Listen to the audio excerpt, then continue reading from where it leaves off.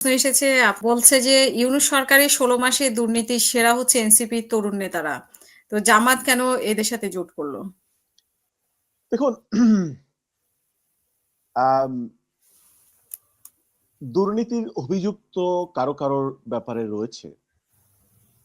যাদের বিরুদ্ধে বেশি রয়েছে, আমি কারো নাম বলছি না, তাদের কাউকে কিন্তু জামাত নমিনেশন দেয়নি।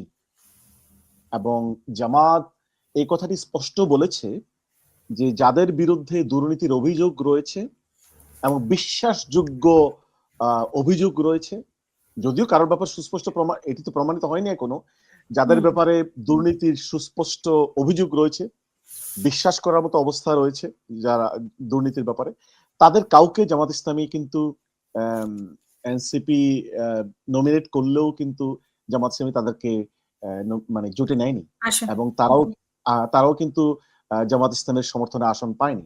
সুতরাং জামাত ইসলামী কিন্তু এই ব্যাপারে জিরো টলারেন্স দেখাচ্ছে। দর্শককে ধন্যবাদ, এটি গুরুত্বপূর্ণ এইজন্য কি প্রশ্ন করেন। মাহফুজ আসিফকে মানে আমি কারোর নাম বলতে চাচ্ছি না, যাদের ব্যাপারে মাসুদকে কি আপনারা সিট দিয়েছেন? মানে মাসুদ, হান্নান মাসুদ?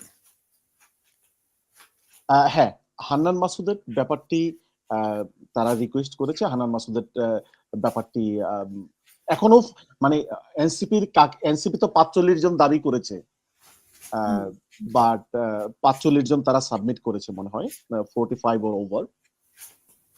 সো এখন হান্নান মাসুদ থাকার সম্ভাবনা বেশি। এখন হান্নান মাসুদের প্রশ্ন, আপনি যেভাবে প্রশ্নটি করেছেন যে হান্নান মাসুদের ব্যাপারে তো দুর্নীতির অভিযোগ রয়েছে, কিন্তু যেভাবে অন্যদের ব্যাপারে রয়েছে, দেখুন সেটা হান্নান মাসুদের ব্যাপারে ওইভাবে হয়তো নেই। বাট আপনি যদি বলেন যে বাংলাদেশে বর্তমান প্রেক্ষাপটে আমরা তো এমন কাউকে, আমাদের দলের ব্যাপারে আমরা এটা বলতে পারি যে আমাদের দলের লোকজন দুর্নীতি করে নাই, কিন্তু যাদের সাথে জোট করেছে তাদের ব্যাপারে দুর্নীতির অভিযোগ প্রমাণিত না হওয়া পর্যন্ত তো তারা যদি সিট চায়, আমরা তো সেটি অস্বীকার করতে পারি না, আমরা যদি এগ্রি করি আর কি যে আমরা আপনাদেরকে এতটি সিট দিচ্ছি। বাট যাদের ব্যাপারে বেশি অভিযোগ রয়েছে, আমরা তাদের ব্যাপারে বলেছি যে তাদেরকে আমরা তাদের সাথে আসন সমঝোতা করতে প্রস্তুত নই।